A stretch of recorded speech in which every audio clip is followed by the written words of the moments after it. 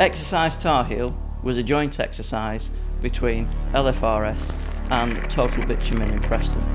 It involved partner agencies from North West Ambulance, the Environment Agency and Preston City Council's Health and Safety Department. The scenario was devised through talks with ourselves and Total Bitumen and involved one of the product tanks on the site. The maintenance team have been working on the hot oil supply which keeps the product fluid within the tanks. The repair to the pipework has caught fire and ignited the insulation around the tank.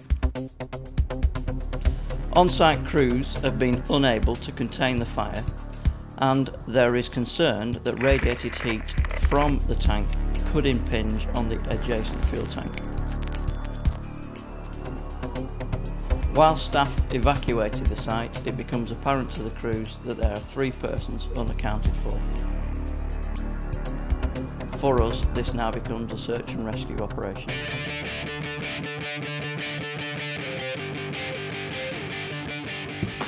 Under the Fire Services Act, we have a duty to carry out these exercises, not only to test our own emergency plans, but to test the plans of that the company have in place in order to respond to a major incident such as this.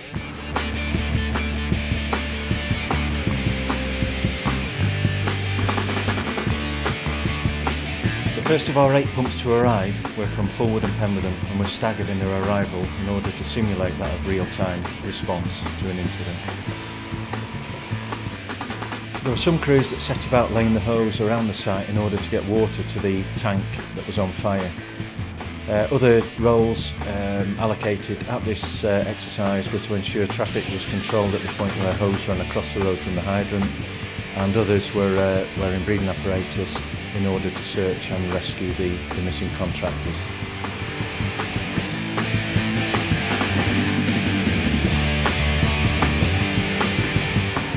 We had fire appliances from Penwitham, Preston, Fulwood and Bamber Bridge, in addition to Lancaster and Chorley. Special appliances attending were the aerial ladder platform and the mobile fire station. The mobile fire station being a unit where we control the silver command of the operation effectively.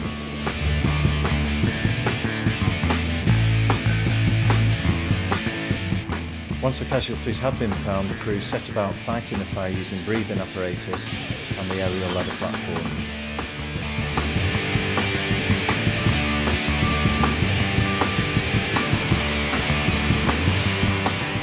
You can never quite predict how an exercise will unfold, as it's all down to the interpretation of the officer in charge and the decisions made in the early stages of any incident. Our aim was to control the exercise in order that we could lead the LFRS response and the on-site responders in a direction where we wanted the exercise to go.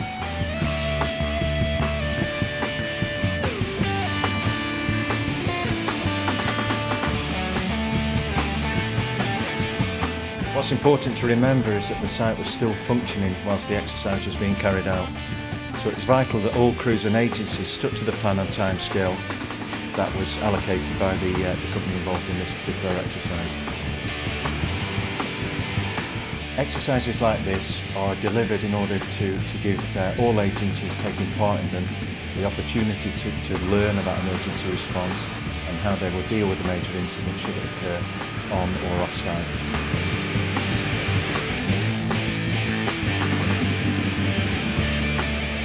What we wanted to do was to simulate as much as possible real conditions as if we were responding to a real emergency at this site, and therefore use water jets to cool the tanks in question and consider the use of foam in order to create a foam blanket around the area affected.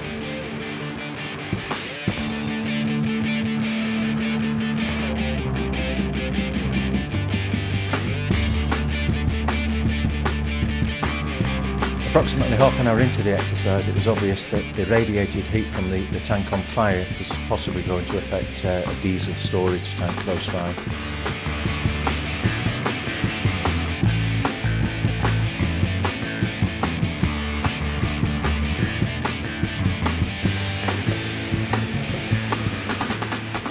In order to overcome this, the incident commander set about putting monitors, covering jets and other water medium onto the diesel tank in order to protect it from the radiator leak.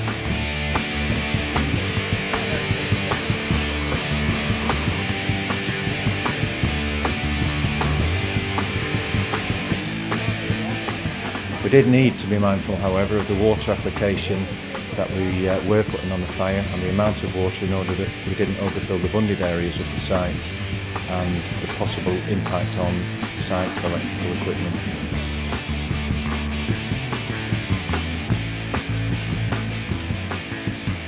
Overall, the day went as well as could be planned, and Total Bitumen were very pleased with the outcomes of the exercise.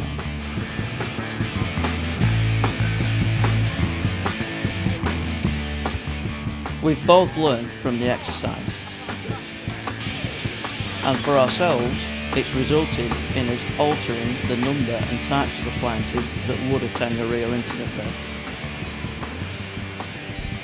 Carrying out these types of exercises not only improves our working relationships with our partner agencies, but it also enhances our own leadership, knowledge and training skills required to carry out these types of incidents.